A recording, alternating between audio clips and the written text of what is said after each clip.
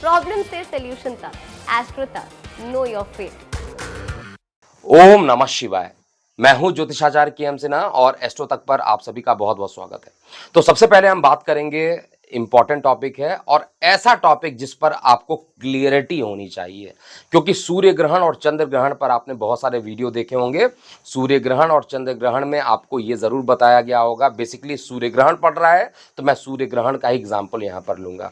और ये माइंड में आपके लगातार प्रश्न चलता होगा कि राहु केतु जो है सूर्य ग्रहण में आते हैं और सूर्य को ग्रसित करते हैं। और इसका आप लोगों ने समुद्र मंथन वाली कथा सुनी होगी कि स्वर भानु नाम का जो राक्षस था उसने अमृत पी लिया था और सूर्य और चंद्र के कहने पर विष्णु भगवान जी ने उनके सर और धड़ को अलग कर दिया था। एक को राहु बना दिया गया और एक को केतु।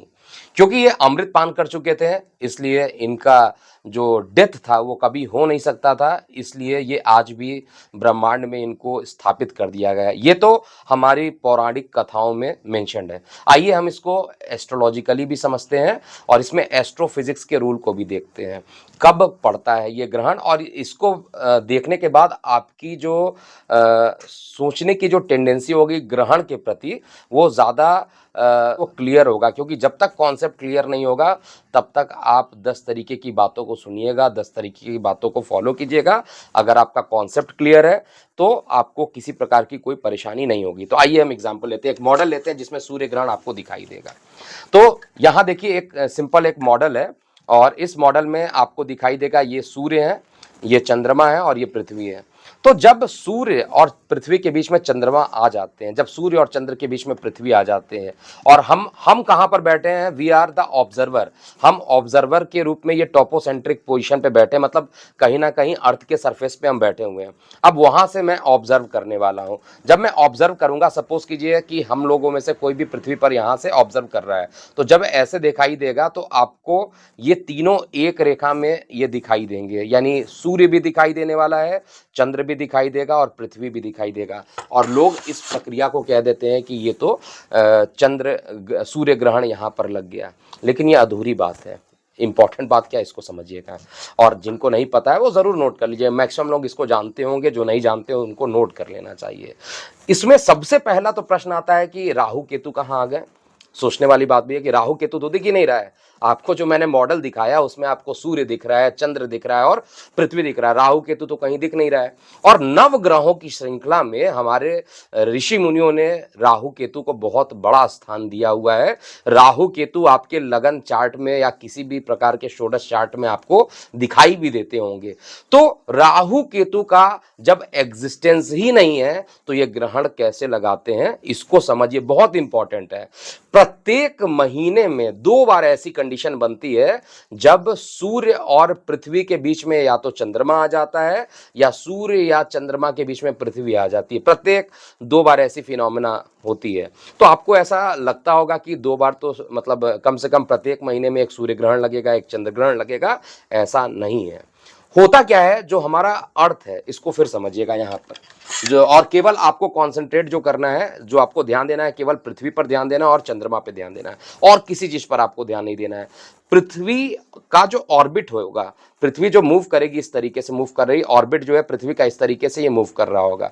तो पृथ्वी का ऑर्बिट ऐसे करके मूव कर रहा होगा और अर्थ का ऑर्बिट जो है पृथ्वी के ऑर्बिट के रिस्पेक्ट में प्लेनर नहीं होता, बराबर नहीं होता। मैं इसको थोड़ा सिंपल तरीके से बताता हूं। सपोज कीजिए ये वाला जो लेवल है ये अर्थ का है और ये वाला जो लेवल है वो आपका मून का है। तो ये दोनों के बीच में 5 डिग्री का डिफरेंस होता है, 5 डिग्री का डिफरेंस होता है। 5 डिग्री से ये टिल्टेड होते हैं।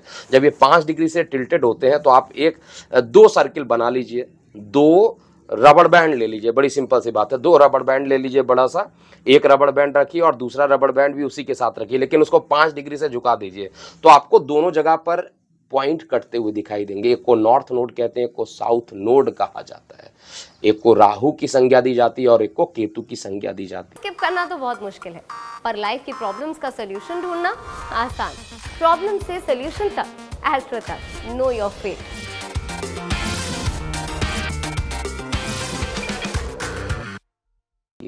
मैं फिर से बता देता हूं कि आपको ऑर्बिट को समझने के लिए सिंपल तरीके से अगर समझना है तो एक सर्किल बनाया या रबड़ बैंड लिया और उसके बगल में एक दूसरा रबड़ बैंड जस्ट उसके ऊपर रख दिया, लेकिन उसको 5 डिग्री से थोड़ा घुमा दिए, तो एक ऑर्बिट ऐसा होगा और एक ऑर्बिट ऐसे होगा और दोनों 2 पॉइंट पे टच कर रहे होंगे। जब दोनों पॉइंट पे कट कर रहे होंगे तो उसी को दोनों पॉइंट को हम लोग एक को राहु और एक को केतु की संज्ञा देते हैं। जब तक, इस चीज को नोट कीजिएगा, जब तक पांचों पॉइंट एक लाइन में नहीं होंगे, जब तक, मैं फिर से बता रहा हूं, जब तक ये पांचों पॉइंट एक लाइन में नहीं होंगे तब तक ग्रहण लग ही नहीं सकता है। केवल सूर्य, चंद्र और पृथ्वी ये तीनों एक रेखा में आ जाए ये अधूरी बात है। आपको 5 पॉइंट को यहां पर देखना पड़ेगा, 3 नहीं 5 पॉइंट होते हैं।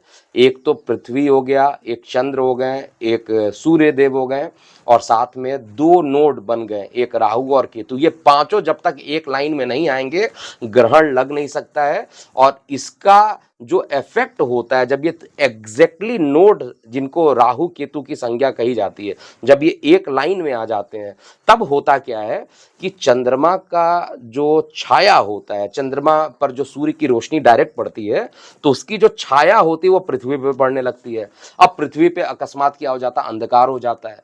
जब पृथ्वी पर अकस्मात अंधकार हो जाता है तो जिस एरिया में लगेगा, पूरे एरिया में तो ऑब्वियस सी बात है नहीं लगने वाला है, लेकिन जिस एरिया में इसकी छाया लगती है वहां पर अकस्मात लोग सोचते हैं, पहले के समय सोचा करते थे कि अकस्मात ये क्या हो गया, दिन में एकदम पूरा अंधेरा क्या हो गया।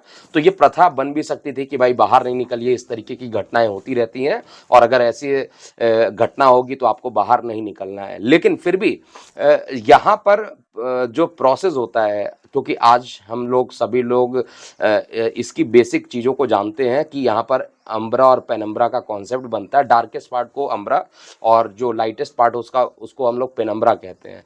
तो ये जो पूरा डार्क एरिया बन जाता है पृथ्वी पर, जो काफ़ी टाइम तक रहता है, ऐसा नहीं रहता है कि ये 5 मिनट में ख़त्म हो जाए, ऐसा नहीं रहता है कि ये 10 मिनट में ख़त्म हो जाए, ये घंटों तक चलता है, 3 से 4-5 घंटे तक ये प्रोसेस चलता रहता है। एरिया डार्क हो जाता है और ग्रहण लग जाता है और जब ग्रहण लगता है तो सूर्य की रोशनी पूरे तरीके से हमारे तक नहीं पहुंच पाती है उस एरिया में जहां पर ये ग्रहण लगता है।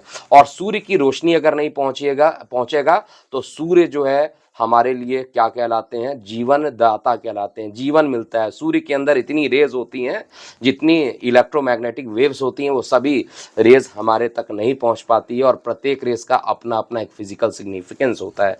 और इस कारण से यहाँ पर ये कहा जाता है कि ग्रहण के दौरान बाहर मत निकलिए। तो अगले एपिसोड में मैं ज़रूर बताऊंगा कि कौन कौन सी रेज निकलती हैं और किस तरीके से इस रेस का हमारे ऊपर इम्पैक्ट पड़ता है। अभी के लिए इतना ही, और मैं हूं ज्योतिषाचार्य KM सिन्हा। एस्ट्रो तक पर जुड़े रहने के लिए आपका बहुत बहुत धन्यवाद।